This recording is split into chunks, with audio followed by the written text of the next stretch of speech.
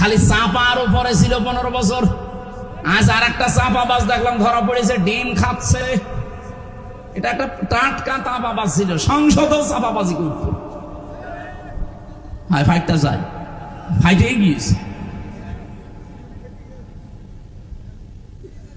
খুলনাবাসী শুধু শোনা না, এখান থেকে এবার জীবনটা মিলাবেন।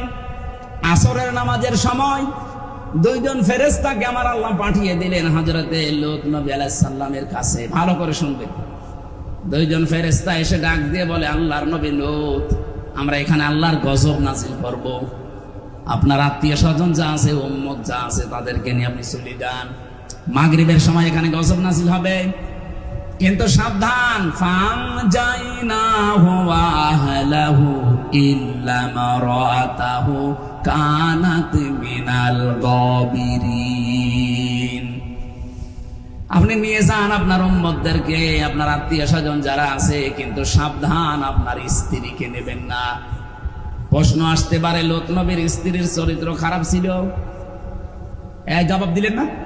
না না, এই পৃথিবীতে কোন নবীর স্ত্রীর চরিত্র খারাপ ছিল না, কারণ কোন হারাম রক্তের ভেতরে আল্লাহ নবীদের রক্ত প্রবেশ করার নাই।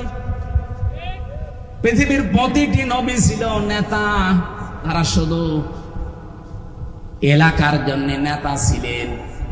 আর আমাদের নবী মুহাম্মদ রাসূলুল্লাহকে আমার আল্লাহ বানিয়েছেন বিশ্ব নেতা। এই জন্য আল্লাহ ডাকও দিয়েছেন ইয়াসিন, হে নেতা। সুবহানাল্লাহ বলতে পারেন না? খুলনাবাসী, এখান থেকে আমি একটা শিক্ষা নিয়ে এসেছি তাফসীরের ভাষায়। নবীদেরকে আমার আল্লাহ যেহেতু নেতৃত্বের গুণাবলী দিয়েছিলেন, তারা নেতা ছিল। এই জন্য নেতা যে পেট থেকে আসবে, ওই পেটটা ভালো রাখা দরকার। এই জন্য কোনো হারাম রক্তের ভেতরে আল্লাহ নবীদের রক্ত প্রবেশ করার নাই। আর আমরা এমন এমন নেতা দেখি যাদের রক্তই ঠিক নেই। বাংলাদেশে পাবেন না আপনি? তাদের মা এক ধর্মের, বাবা এক ধর্মের। কি করে জন্ম দো আসলা? আরে ভাই, যে কোনো এক ধর্মের হন, আপনি বাবা এক ধর্মের, মা আর এক ধর্মের। জেলে থাকাকালীন আমাকে 3 বছর একাধারে 24 ঘন্টা এক ঘরের ভেতরে তালা লাগিয়ে রেখেছিল। সিসি ক্যামেরা দিয়ে আমার কাছে কেউ আসতো না ভয়ে, বিশেষ করে আমার আর মামুনুল হকের কাছে। আসলে ওরা রিপোর্ট করতো উপরে যে এদের সাথে গোপনে ষড়যন্ত্র করছে কেউ। কারারক্ষীরা আসতো, তাও দূর থেকে সালাম দিত ইশারা দিয়ে, কারণ ক্যামেরায় আবার দেখা যায়। ওখান থেকে একদিন বললাম এক কারারক্ষীকে যে, ভাই সব সময় বন্দি করে রাখেন, কথাও তো বলতে দেন নাই 3 বছর, কারোর সাথে কথাও বলতে দেয়নি। আপনি একটা বই নিয়ে আসেন, একটু পড়ি, সব সময় বসে থাকতে ভালো লাগে না? একটা কাজ দেন। জালানা দিয়ে, দরজা দিয়ে তো দেখা যায় কত মানুষ ওই যে কোপাকুপি করছে, জমিন কোপায়, বিভিন্ন রকমের জিনিস লাগায়। তাই আমার একটু কাজ দেন, অন্তত তোমার একটু ভালো লাগবে। না একটা বই নিয়ে এসে দেন। আল্লাহ ওই দিন থেকে বই নিয়ে এসেছে, বঙ্গবন্ধুর আত্মজীবনী। ছাতা পড়ি করবো না, হুজুরের ভেতরে জিনিস আছে।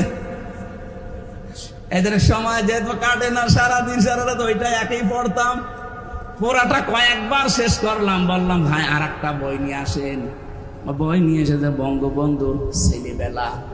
ও, শুধু ওই বঙ্গবন্ধু, আর কোনো বই নেই। পরের সপ্তাহে আর একটা বই দিয়েছে, বঙ্গবন্ধুর চীন সফর। বললাম, আপনার আর বই নিয়ে আসার দরকার। ওই যে পাশের সেল আছে, হিমেল বিল্ডিং এ থাকে, এটিএম আজহারুল ইসলাম, ওনারা যে বলবেন হামজা বই চেয়েছে, দেখবেন বই কারে বলে দেবে। আল্লাহর বান্দা 2টা বই পাঠিয়েছিল, আল্লাহর ইশারা মনে হয় 2টাই তাফসীর, তাফহিমুল কোরআন আর ফি জিলালিল কোরআন। ওখান থেকে যেগুলো নোট করেছিলাম হালকা হালকা, ওইগুলো আজকে কিছু বলবো। থাকবেন না আপনারা? তো ওখানে যে পড়েছিলাম ওনার জীবনী, আত্মজীবনীর ভেতরে বঙ্গবন্ধুর ছেলেবেলা। আর একটা বই আমি বাইরে এসে কিছুদিন আগে পড়লাম, আমার ফাঁসি চাই। আমার মনে হয় এই বইটা বাংলাদেশে সবার একবার করে পড়া দরকার। হ্যাঁ, কথা বলছেন না কেন? কত মিথ্যা যে আমরা জানি, আর সত্য কি কিছুটা হলো আমার ফাঁসি চাই। মতিয়ার রহমান রেন্টু সাহেবের লেখা, এটা পড়লে আপনি কিছুটা আঁচ করতে পারবেন। এখানে আমি পড়ে দেখেছি, যাদেরকে আমরা বিশ্ব নেতা বলে চালাতে চাই, এই মানুষগুলোর বাবা এক ধর্মের, মা আর এক ধর্মের। অথচ কোন নবীর রক্তকে আল্লাহ কোন হারাম রক্তের ভেতরে প্রবেশ করার নাই। এই জন্য নবীর স্ত্রীর চরিত্র, লোক নবী ভালো ছিল, তার চরিত্র খারাপ না, সে চরিত্রহীনাও ছিল না, কিন্তু তলে তলে সে চরিত্রহীন মানুষদেরকে সাপোর্ট করত। আল্লাহ পাকে এই জন্য ইল্লাম রাতাহ দিয়েছেন যে তোমার স্ত্রীকে নেওয়া যাবে না। প্রশ্ন আসলো যে কেন?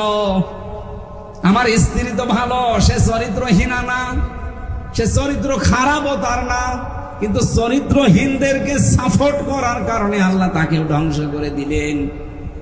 খুলনাবাসী বিবেকের কাছে প্রশ্ন করেন, অনেকেই বলে হুজুর আমি ভালো তো, আমার ব্যবসা হালাল, আমার বউ পর্দায় থাকে, আমি 5 ওয়াক্তের জায়গায় তাহাজ্জুদ মিলে 6 ওয়াক্ত নামাজ পড়ি, আমি হজ করে এসেছি, এটা আমিও জানি। কিন্তু বহু মানুষ এরকম আছে, তারা তলে তলে চরিত্রহীন মানুষদেরকে সাপোর্ট করে। এ খুলনায় নেই? বলেন, যারা চরিত্রহীন মানুষদেরকে সাপোর্ট করেছিলেন, আপনাকেও লোক নবীর স্ত্রীর সাথে জাহান্নামে যাওয়া লাগবে। নাই তো ওই মহিলার দোষ কি ছিল? সে তো নিজে ভালো, কিন্তু একজন খারাপ মানুষকে সাপোর্ট করে যদি জাহান্নামে যায়, সামনে যে সময় আসতেছে, ইমানের উপরে পরীক্ষা আসবে, যাই আসুক না কেন আমরা কোনো খারাপ মানুষকে সাপোর্ট করব না, রায় দেব না। মাইয়াশফা শাফাআতান হাসানাতাই ইয়াকুল্লাহু নাসিবুম মিনহা ওয়া মাইয়াশফা শাফাআতান সাজ্জিআতাই ইয়াকুল্লাহু কিফলুম মিনহা ইলা আখিরি আয়াত। এটা সূরা নিসা 85 নম্বর আয়াতে আছে, 5 নম্বর পারার 10 নম্বর পৃষ্ঠার 11 নম্বর লাইনে আছে। তাফসীরে ফি জিলালিল কোরআন এই ব্যাখ্যাটা পাবেন। কোন মানুষ যদি দুনিয়ায় একটা ভালো কাজে সাপোর্ট করে, সুপারিশ করে, রায় দেয়, ভোট দেয়, সমর্থন জানায়, পেছনে থাকে, ওই লোকটা ভালো কাজ করে যা পাবে আপনি শুধু সাপোর্ট করে তাই পাবেন। বাড়ি যেয়ে বলবেন সুবহানাল্লাহ। কোন মানুষ যদি দুনিয়ায় অন্যায় কাজ করেন, আর অন্যায় কাজে আপনি যদি সাপোর্ট করেন, ওই যে ওই মহিলার মতো অন্যায় কাজ করে যদি জাহান্নামে যায়, আপনি সাপোর্ট করে রায় দিয়ে পেছনে থেকেও জাহান্নামে যাওয়া লাগবে। যা করবে আপনি ওইটার ভাগাভাগি হিসাবে পেয়ে যাবেন। কিয়ামতের ময়দানে আয়াতের তাফসীরে আমি নিজে পড়েছি, বহু মানুষ এমন উঠবে, তাদের আমল নামায় হজের সওয়াব লেখা থাকবে। বলবে রব্বুল আলামিন, আমি যে অবস্থায় ছিলাম দুনিয়ায় আমি হজ করিনি, তোমার ফেরেশতারা হজের সওয়াব লিখেছে, এটা মনে হয় ভুল করে ফেলেছে। আল্লাহ পাক বলেন, বান্দা আমিও জানি তুমি হজ করনি। এমন মানুষকে সাপোর্ট দিয়েছিলে, রায় দিয়েছিলে, যে লোকটা ক্ষমতায় যে হজে যাওয়ার যত কার্যক্রম সহজ করে দিয়েছিল। আমাদের পাশের রাষ্ট্র ভারত, এখান থেকে হজে যেতে যা লাগে তার 4 গুণ বেশি টাকা লাগে আমাদের, শুধু বর্ডার পার হওয়ার কারণে। কেন এত বেশি লাগবে কেন? মালয়েশিয়াতে আমি সেই দোকানে যে আমার এই কাপড়গুলো সেলাই করছিলাম, ওই দোকানে 3টা দেশের লোক পেলাম আমি। থাইল্যান্ড থেকে একজন এসেছে, মাত্র 30,000 টাকা খরচ তার, মাসে 2 লাখ টাকা উপায়। বাংলাদেশের যশোর এলাকায় অভয়নগর থেকে একজন আছে, ওখানে কাজ করছে, তার 7.5 লাখ টাকা খরচ, তারও মাসে 2 লাখ টাকা উপায়। পাকিস্তান থেকে একজন এসেছে, তার উপায়, তার খরচ হয়েছে 2,20,000 টাকা বাংলাদেশের টাকায়, তারও উপায়। ওই দর্জির দোকানে 4 জনে কাজ করছে, তারও উপায় মাসে 2 লাখ টাকা। ভারত থেকে একজন গেছে, তার খরচ হয়েছে 1,20,000, 1,20,000, 2,20,000 আর মাত্র 30,000। আর আমাদের বলেন 7.5 লাখ, অথচ 4 জনের উপায় কিন্তু 2 লাখ করে প্রতি মাসে মাসে। আপনি হিসাব করে বলেন তো, এটা বৈষম্য না? এক কথা বলেন না কেন? কত বড় বৈষম্য! আমি 7.5 লাখ টাকা খরচ করে আমার উপায় মাসে 2 লাখ, আর ওই লোকটা মাত্র 30,000 টাকা খরচ করে ওর মাসে 2 লাখ। কেউ 1,20,000 টাকা খরচ করে দাদাদের দেশ থেকে গিয়েছে, তারও 2 লাখ। পাকিস্তান থেকে 2,20,000-এ আসে, তারও 2 লাখ। ওনারে বললাম যে ভাই এত ডিফারেন্স কেন খরচ? অথচ বাংলাদেশ, আমরা ভারতের আর আমরা তো পাশাপাশি। কলকাতা থেকে একজন যদি যায়, আর এই যশোর থেকে খুলনা থেকে একজন যদি যায়, রাস্তা প্রায় সমান সমান, মালয়েশিয়ার সমান না?